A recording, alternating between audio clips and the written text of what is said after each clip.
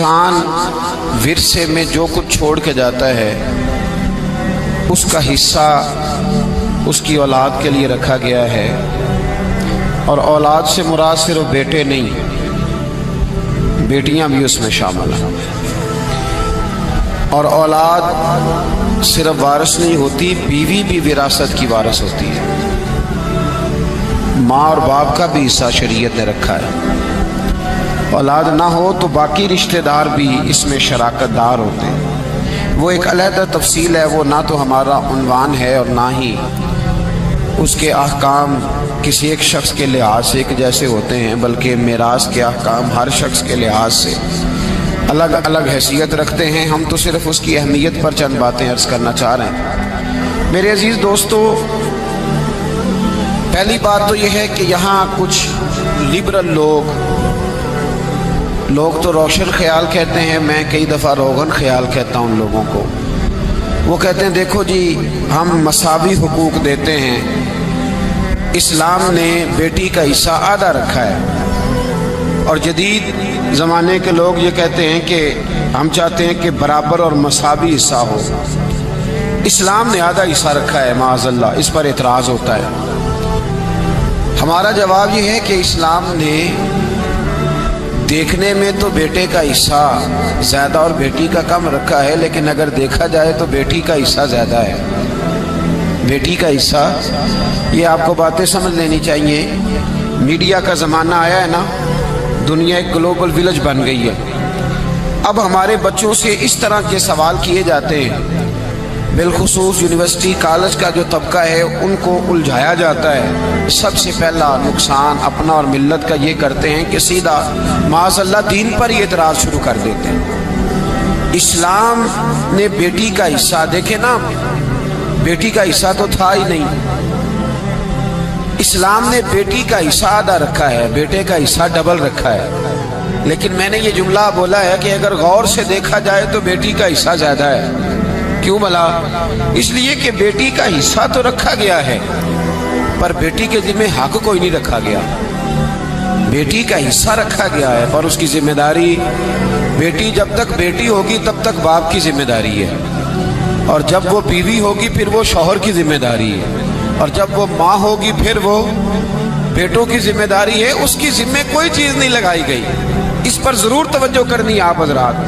عورت کے ذمہ کوئی چیز، دیکھیں نا، نان نفقہ شریعت میں خامند کی ذمہ داری ہے، رہنے کو مکان دے گا، پہننے کو کپڑا دے گا، عورت کی ضروریات کا خیال رکھے گا۔ ڈیوٹی کس کی؟ خامند کی۔ اور جب اس سے قبل وہ اپنے باپ کے گھر میں تھی تو ڈیوٹی کس کی تھی؟ والد کی۔ والد اس کو کپڑے لے کے دے گا۔ والد کسی جگہ شریعت میں یہ موجود نہیں ہے کہ بیٹی خود جا کے کما کے لائے گی، باپ کی ذمہ داری۔ اور جب شادی ہو گئی تو پھر خامند کی ذمہ داری، اور جب وہ ماں بن گئی تو پھر تو میرے محبوب نے کمال ہی کر دی۔ فرمایا بیٹا جب جنت ڈھونڈنے نکلے گا تو اسے ملے ہی ماں کے قدموں کے نیچے۔ تو بات ہی ختم ہو گئی، پھر وہ ذمہ داری۔ ایک صحابی نے کہا یا رسول اللہ صلی اللہ تعالی علیہ وسلم، میرا سب سے قیمتی پیسہ کون سا ہے جو میں خرچ کروں تو مجھے سب سے زیادہ اجر ملے؟ تو محبوب نے فرمایا جو تو اپنے ماں باپ پہ خرچ کرے گا اللہ اس کا اجر تجھے سب سے زیادہ عطا فرمائے گا۔ تو عورت کی کوئی ذمہ داری، لیکن اس کا حصہ شریعت نے پھر بھی اور دیکھیں کئی جگہوں پہ رکھا ہے۔ اگر بیوی ہے تو 8واں حصہ ہے، بیوی کا بھی 8واں حصہ، بولیں تو صحیح نا۔ خامند کی جائیداد میں بیوی حصے دار ہے، ماں ہے، تو بعض مسائل میں بعض اوقات چھٹا حصہ ماں باپ کا بھی موجود ہے، اور بیٹی ہے تو 1/3 حصہ اس کا بھی موجود ہے۔ تو حصہ بیوی کا ہر جگہ پہ ہے۔ وصیت ماں بھی جائیداد میں، بیٹے کی جائیداد میں حصہ ہے، وصیت بیوی کے خامند کی جائیداد میں بھی حصہ ہے، اور وصیت بیٹی کے باپ کی جائیداد میں بھی اس کا حصہ اس کا ہے، پر اس کی ذمہ داری۔ تو پھر بتائیے اسلام نے زیادہ دیا ہے کہ کم دیا ہے؟ ڈیوٹی تو مرد کی زیادہ ہے، نان نفقہ بھی اس نے دینا ہے، خیال بھی اس نے رکھنا ہے، عورت کا حصہ۔ اب ایک پہلو تو یہ ہے لبرل لوگوں کا، ایک معاملہ میرا اور آپ کا ہے۔ اسلام نے بھی حصہ رکھ دیا، قانون نے بھی حصہ رکھ دیا ہے، لیکن کوئی حصہ دینے کو تیار کیوں جی؟ अल्लाह ने रखा नहीं है बेटी का हिस्सा, बेटी हकदार नहीं, तो हिस्सा सिर्फ उसका नहीं है जिसकी 1.5 मुरब्बा जमीन है, जिसका 5 मरले का मकान है, उसकी बेटी का भी हिस्सा बनता है, उसकी बेटी का भी हिस्सा।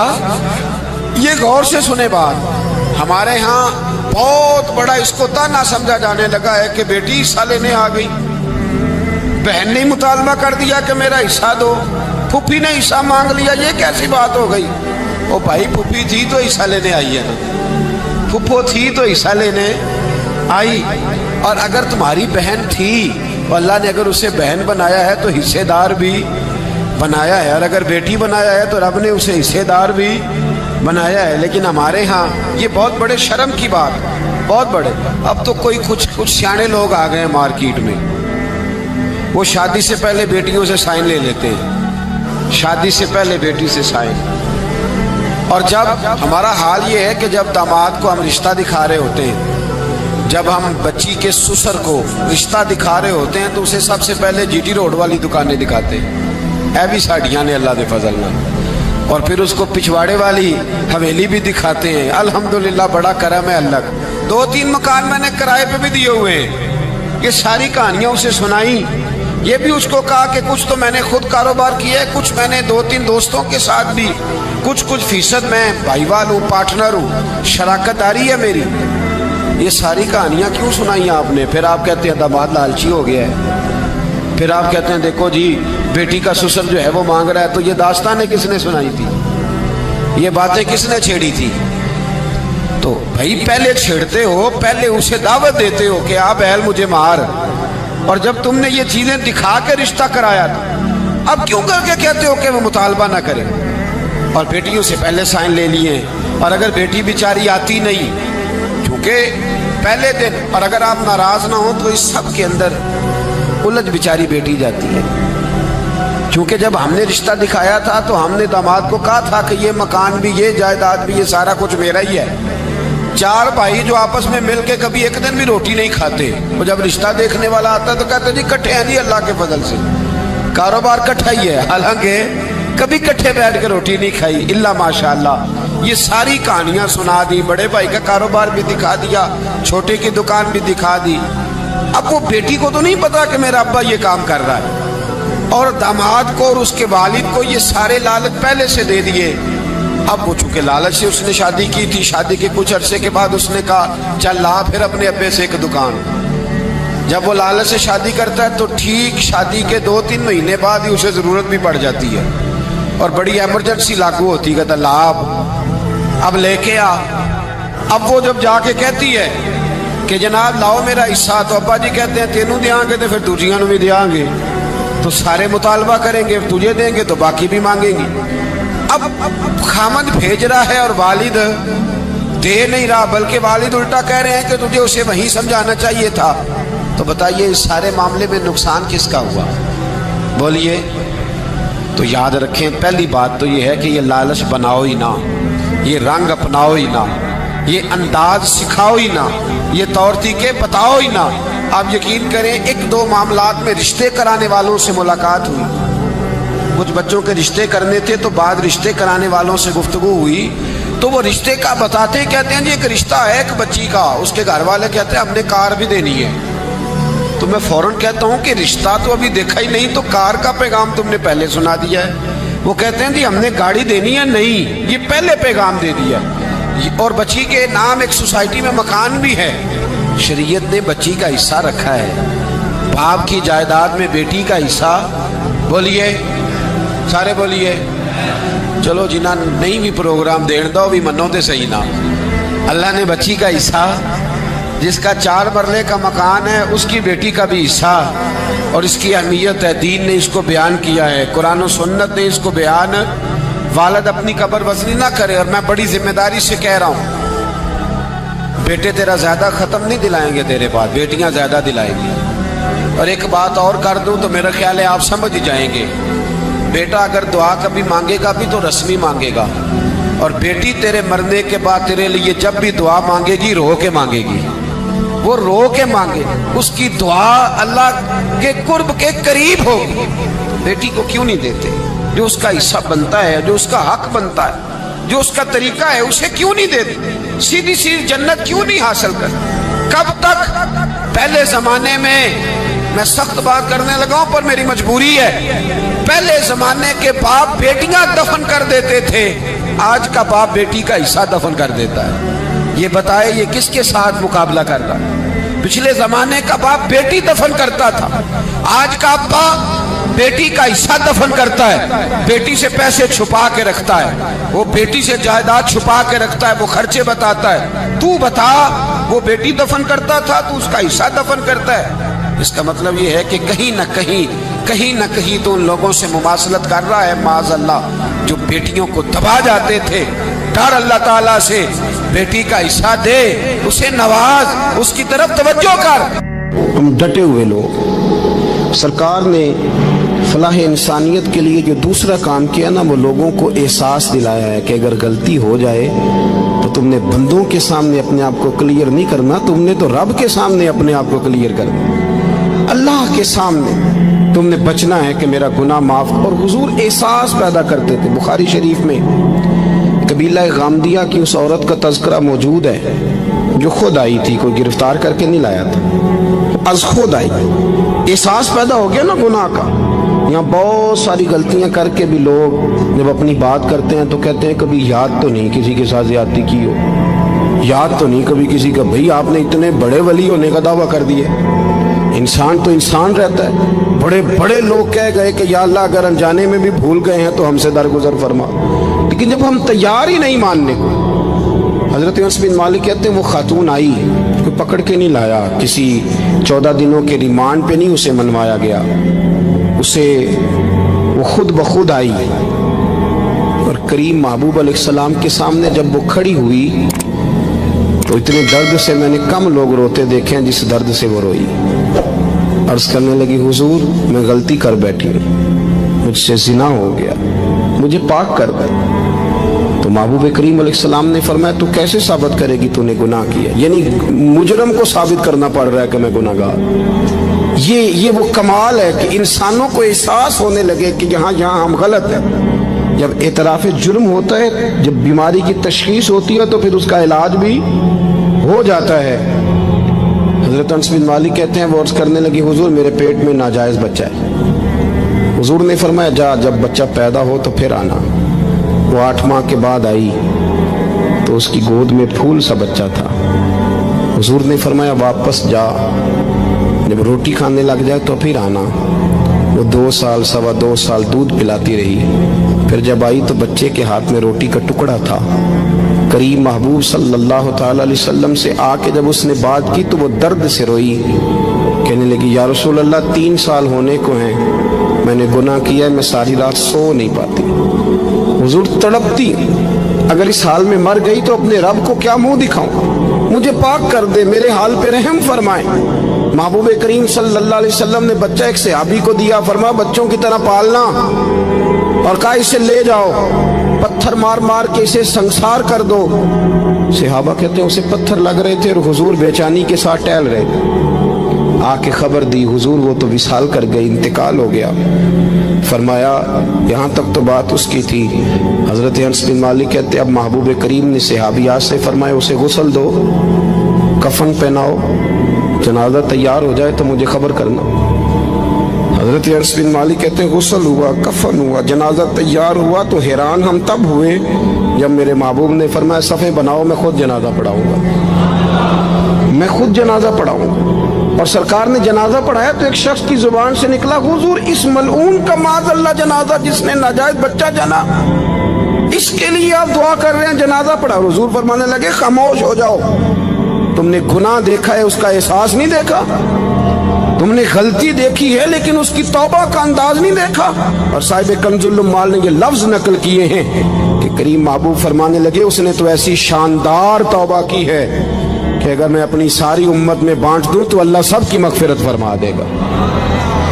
احساس جب پیدا ہو جاتا ہے نا اپنے دل کے اندر کہ یہاں میں غلط ہوں، ان العبد اذا اعترف ثم تاب تاب اللہ علیہ او کما قال نبی صلی اللہ علیہ وسلم، رواہ مشکات۔ حضور نے فرمایا جب کوئی بندہ کہتا ہے نا اللہ میں بھول گیا تھا، اور پھر وہ توبہ کرتا ہے تو رب اس کی توبہ کو فوراً ہی قبول فرما لیتا ہے۔ پہلی بات یہ کہ عقائد کو مضبوط رکھیں، مضبوط عقائد۔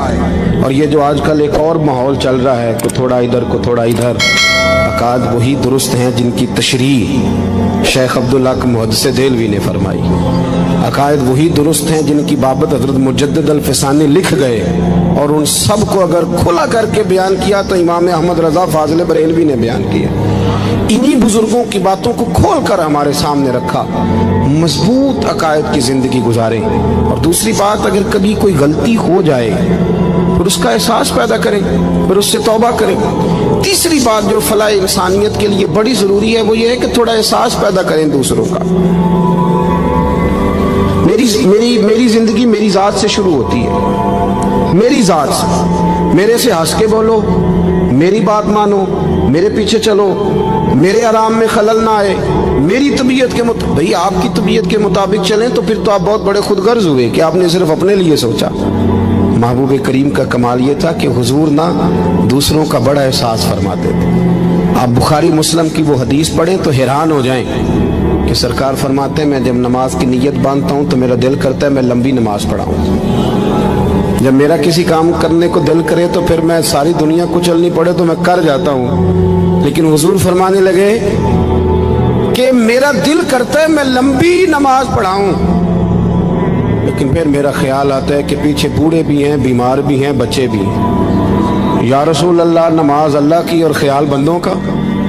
فرمایا میں بوڑھوں، بیماروں اور بچوں کا خیال کرتے ہوئے اللہ کی نماز کو مختصر کر دیتا ہوں۔ احساس جب طبیعت ہمارے ہاں نا تیزی کے ساتھ احساس ختم ہوا ہے، تیزی کے ساتھ ہم نے اتنی نفی شروع کی۔ ہمارے تو اہل تصوف میں اللہ ماشاءاللہ اب تربیت کا طریقہ یہ ہے کہ صرف میں ہوں، میرے سوا کوئی بھی نہیں، میں اس کو کہتا یہ کام کرے۔ میرے رسول کریم علیہ الصلوۃ والسلام نے حقوق کا تعین فرمایا، حقوق کا تعین فرمایا، اور نبی کریم صلی اللہ علیہ وسلم نے فرمایا جو عورت اس حال میں مر گئی، اس حال میں دنیا سے گئی کہ اس کا خاوند اس سے راضی تھا، اس کا شوہر اس سے راضی تھا، اس کا گھر والا اس سے مطمئن تھا، تو میرے نبی پاک فرماتے ہیں جب دنیا سے جائے گی تو رب کریم جنت کا دروازہ کھول کے فوراً ہی جنت میں داخل فرما دے گا، اس کو بغیر روک ٹوک جنت دے دی جائے گی۔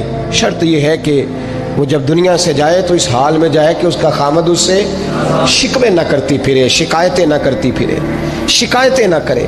ہمارے زمانے میں شکایتیں ہوتی ہیں اور خواتین، عورتیں اس بات کو سمجھتی نہیں کہ اللہ نے جو میرے نصیب میں رکھا تھا اور جو خامد رب نے میرے لیے پسند کیا تھا وہ اللہ نے مجھے عطا فرما دیا ہے۔ وہ شکوے کرتی ہیں، شکایات کرتی ہیں، اور دوسری عورتوں کو سامنے رکھ کے وہ فلاں کے حصے میں یہ چیز آئی، فلاں کے حصے میں یہ چیز آئی، فلاں کا خامد یوں کرتا ہے، شکوہ کرتی ہیں۔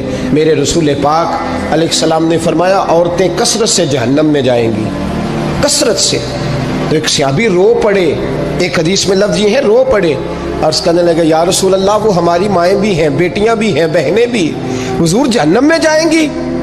نبی پاک صلی اللہ علیہ وسلم نے فرمایا ایک تو وہ عیب جوئی کرتی ہیں، غیبتیں کرتی ہیں، دوسرا رب کا شکر ادا نہیں کرتی، اور تیسرا فرمایا اپنے خامن کا بھی شکریہ ادا نہیں کرتی، بات بات پہ نہ شکری کرتی ہیں، بات بات پہ نہ شکری کرتی، اس سبب سے جہنم میں جائیں۔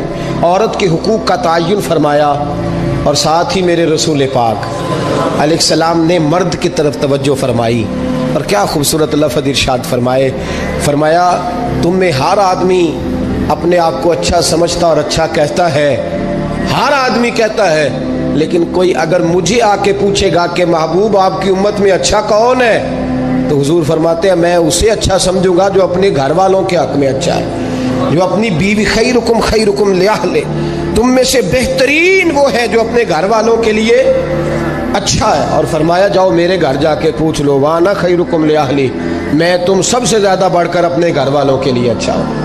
تم میں بہترین وہ ہے جو اپنے گھر والوں کے لیے، بال بچوں کے لیے، بیوی کے لیے اچھا ہے۔ رسول کریم علیہ الصلوۃ والسلام نے خامن کو حکم دیا اور ارشاد فرمایا کہ عورت ٹیڑھی لکڑی ہے، بیچاری کو اللہ نے عقل پوری نہیں دی۔ ایک بچہ چھوٹا ہوتا ہے، ہمیں پتہ ہوتا ہے کہ اس کا شعور پورا نہیں، اگر کوئی غلطی کرے تو کیا اسے نکال دیا جاتا ہے گھر سے؟ بولے چھوٹا بچہ ہے، وہ کئی دفعہ بڑا نقصان کر دیتا ہے، آپ کیا کہتے ہیں؟